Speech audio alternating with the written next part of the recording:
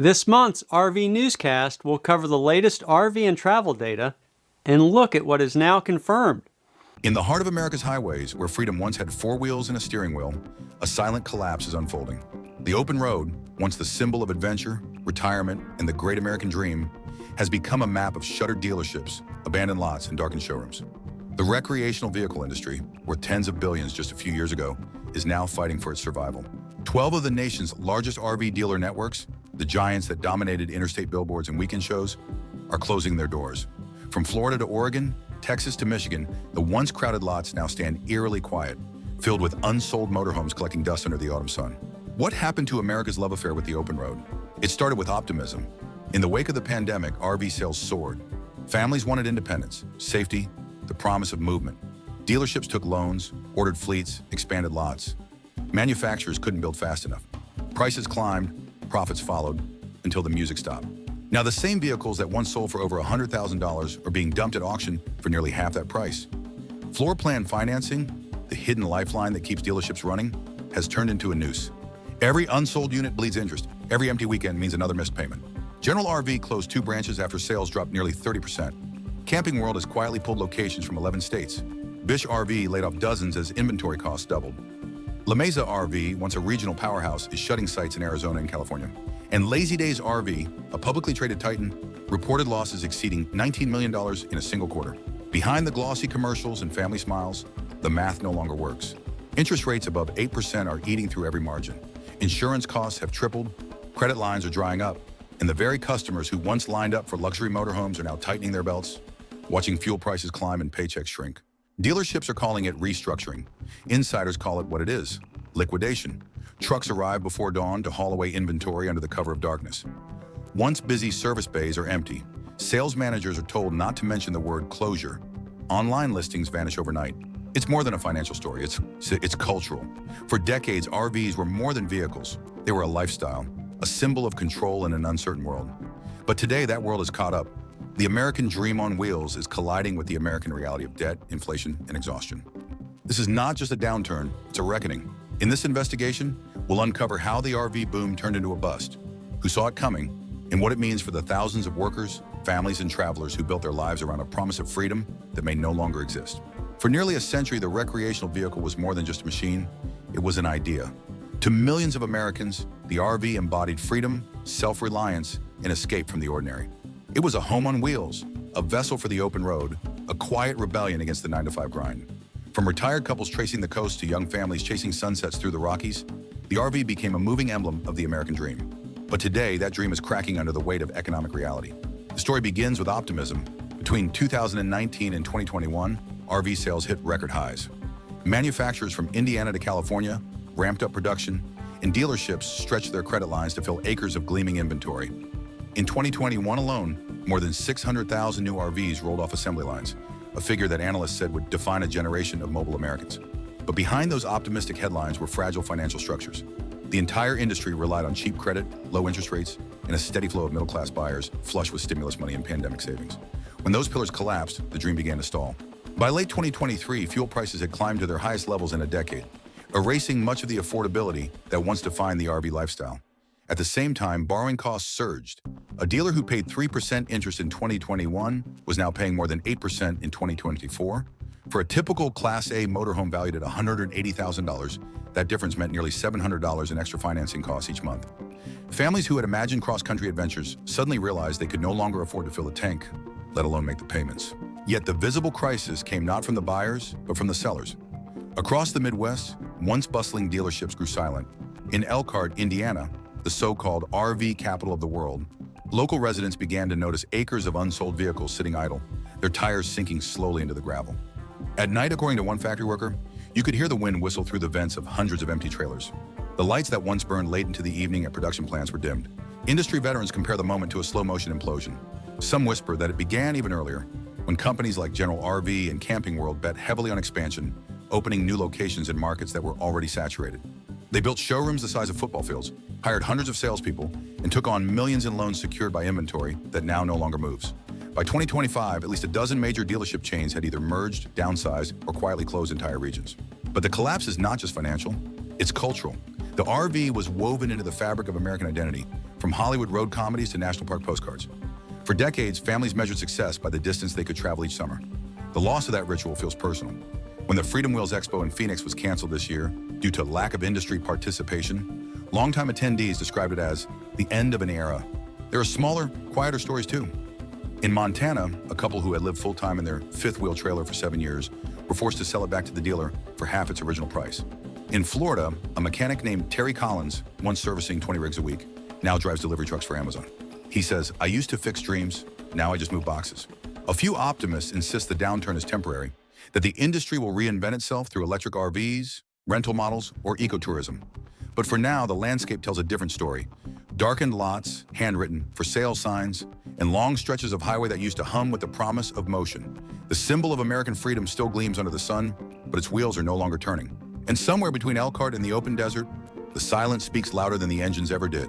When the RV industry began to unravel, the real culprit wasn't visible from the highway. It wasn't the showrooms or the sales pitches, nor even the fading demand.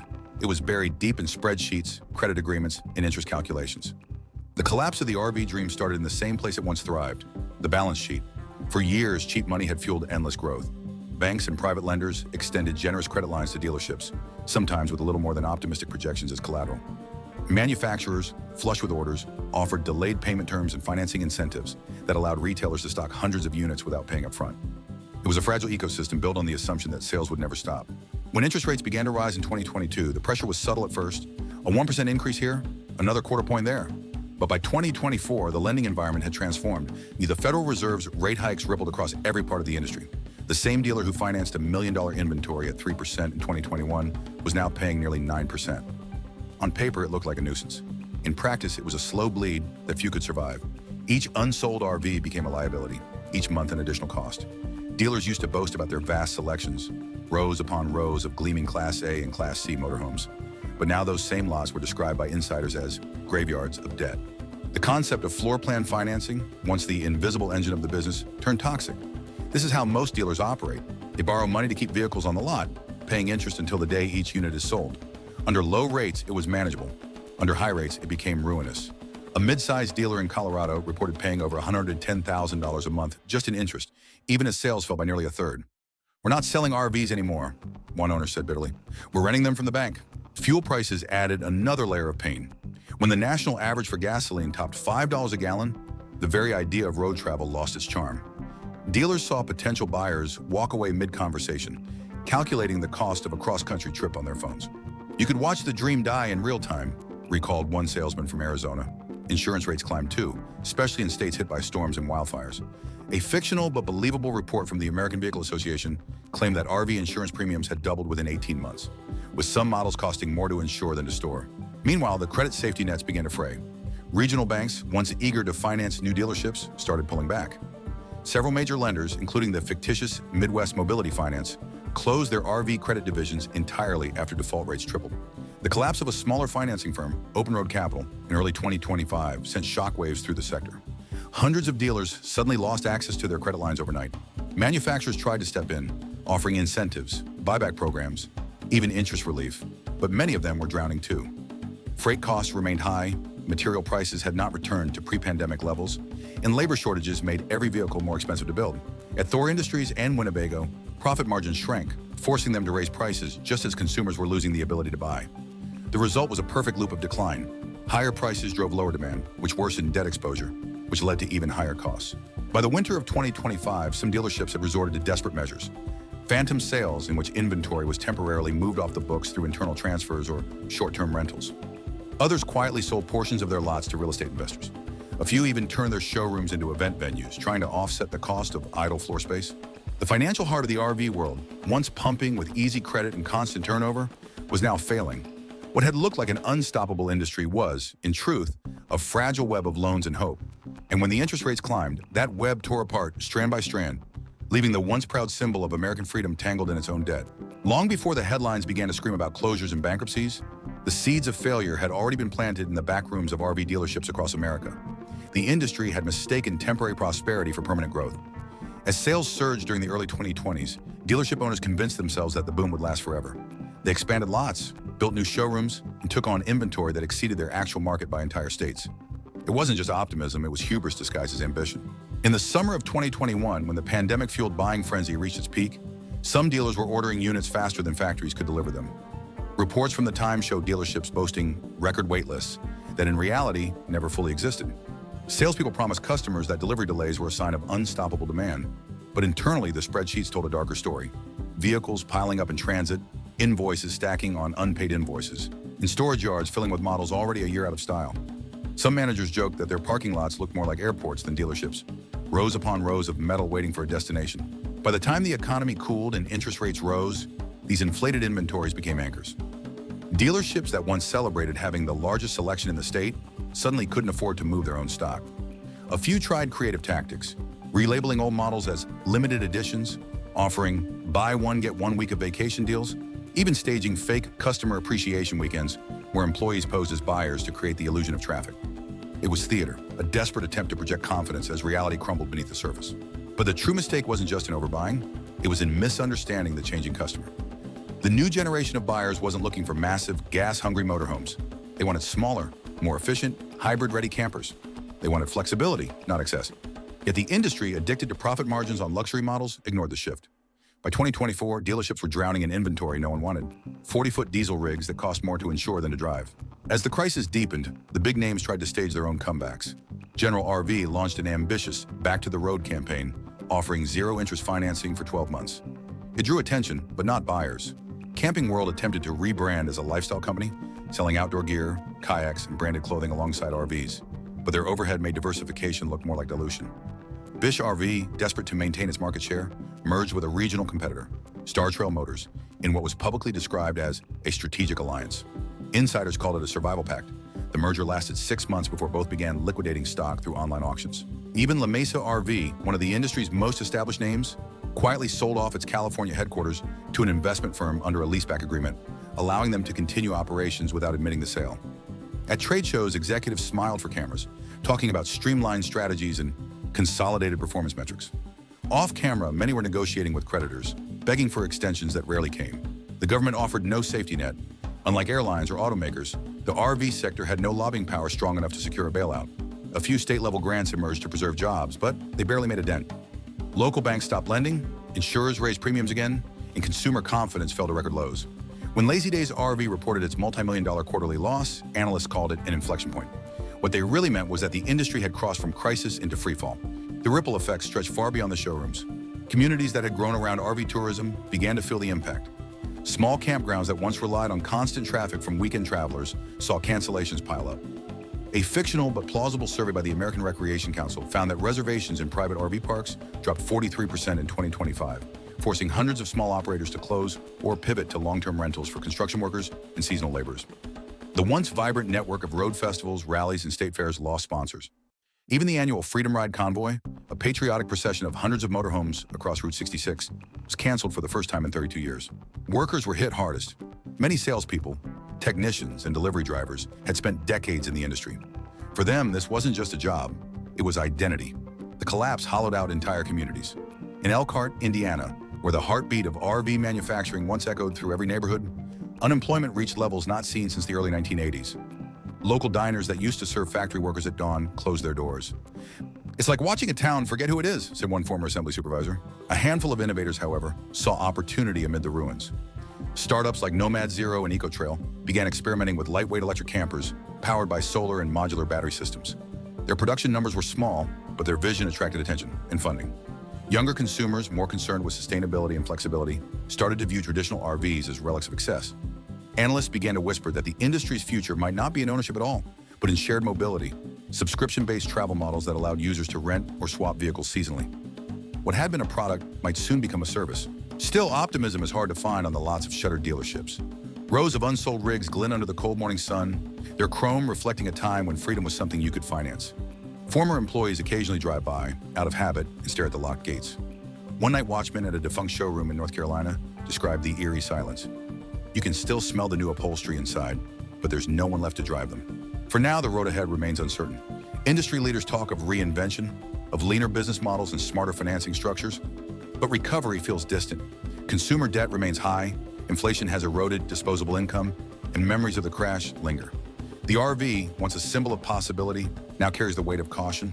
What was once an emblem of motion has become a monument to overreach. And yet, there is still something undeniably American in the persistence of those who remain. A handful of independent dealers continue to operate on smaller scales, buying used models, refurbishing them, and selling to a new kind of traveler, one seeking simplicity rather than luxury. They operate out of converted warehouses and roadside lots, without glossy showrooms or massive credit lines. Their customers are retirees looking to downsize, families seeking adventure on a budget, or digital nomads chasing sunsets without debt. Maybe this in the end is where the true future of the RV world lies. Not in the grand debt-fueled empires that collapse under their own weight, but in the small, resilient fragments that refuse to disappear.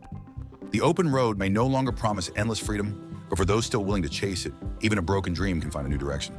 Because in America, every ending eventually becomes a detour, and every detour, if you drive far enough, can still lead home. The collapse of the RV industry in America is not just the failure of a business model, it is the unraveling of an idea that once defined a generation. For decades, the RVs symbolized something profoundly American: freedom without borders, the ability to move, to escape, to reinvent oneself on the open road. It was a physical manifestation of independence, built on the promise that if life became too narrow or uncertain, you could always turn the key, follow the highway, and find something better over the horizon. But now that horizon has dimmed. What we are witnessing is the slow end of a dream that expanded too quickly, stretched too far, and ultimately collapsed under the weight of its own optimism. The RV industry didn't fall overnight. It was chipped away by rising interest rates, soaring insurance costs, corporate greed, and the stubborn refusal to see the storm coming. For years, dealers operated on borrowed time and borrowed money. Credit was easy, fuel was cheap, and demand seemed endless. But nothing in America lasts forever when it depends on perpetual growth. In many ways, this downfall mirrors the country that built it. The same forces that inflated housing markets and tech bubbles inflated the RV industry too. Cheap financing, overconfidence, and the illusion that expansion equals success. When those illusions shattered, the losses weren't just measured in dollars or sales reports. They were measured in the lives of workers who built, sold, and serviced these machines. In the empty parking lots that once buzzed with families dreaming of summer trips. In the small towns that thrived on seasonal travelers and now sit quiet, waiting for a comeback that may never arrive. Yet there's a kind of poetry in how the decline unfolded. A slow-motion unraveling, visible only to those who knew where to look. A dealership that once sold 40 motorhomes a month now struggles to sell 4. A manufacturer that once sponsored national road shows now rents out half its plant to logistics companies. Rows of brand new RVs stand motionless under the sun, their windows dark, their wheels never touching a road. It's a haunting image of stillness, a country once in motion now pausing to reconsider what mobility really means. For the people inside the industry, the crisis feels personal. Mechanics who once took pride in assembling engines by hand now work part-time repairing lawn equipment. Salespeople who spent years learning to sell dreams are suddenly without a story to tell. Some dealerships have tried to rebrand themselves as outdoor lifestyle hubs, offering kayaks, camping gear, or tiny homes. Others simply turned off the lights and walked away. "We built an empire out of movement," said one former regional manager. "Now everything's parked." But endings like this are never total. Beneath the noise of closures and bankruptcies, there's quiet adaptation. Independent dealers, those too small to attract investors or corporate oversight, are finding ways to survive. They're buying used RVs, refurbishing them, and selling at prices real families can afford. Their lots are smaller, their offices humbler, but their customers are loyal. These are the survivors of the collapse, the ones who understand that resilience, not growth, defines longevity. Meanwhile, a new generation of entrepreneurs is rewriting the rules. Companies experimenting with electric and hybrid RVs are rethinking what travel means in an age of climate anxiety and digital work. Others are building modular, minimalist campers that prioritize efficiency over extravagance. The pandemic taught millions that home doesn't need to be permanent, and that mobility can be more than luxury. It can be a way of life. If the RV industry has a future, it may lie in this philosophy: smaller, smarter, and sustainable. Still, for many who watch the boom turn to bust, there's a lingering sense of loss. The RV was never just a product, it was a cultural icon. It represented the American road trip, the cross-country adventure, the idea that you could chart your own course and sleep under the stars anywhere you pleased. Its decline feels symbolic, as if the country itself has stalled, caught between the nostalgia of independence and the reality of economic constraint. But perhaps that's the point. Every industry that grows beyond its means eventually faces a reckoning. Every dream, when scaled for profit, risks losing its soul. The RV industry's collapse is a reminder that freedom cannot be financed indefinitely. The road may stretch on forever, but the gas tank doesn't. And yet, the story doesn't have to end in ruin. The open road still exists, and so does the longing that built it. Across the country, in the quiet corners, far from corporate lots and marketing slogans, the spirit of travel endures. Couples still hitch small trailers to old trucks and chase sunsets across empty highways. Families still pack up for weekends in the woods. Wanderers still find comfort in the hum of tires against asphalt. The vehicles may be fewer and the budget smaller, but the dream, the need to move, to see, to seek, still breathes. The fall of the RV empire is, in the end, a story about excess meeting its limit. It's a cautionary tale about the cost of mistaking movement for progress and profit for purpose. But it's also a testament to resilience, to the idea that even when industries fail, people endure. The road may no longer glitter with brand new coaches and dealership lights, but it remains open. And perhaps that's enough.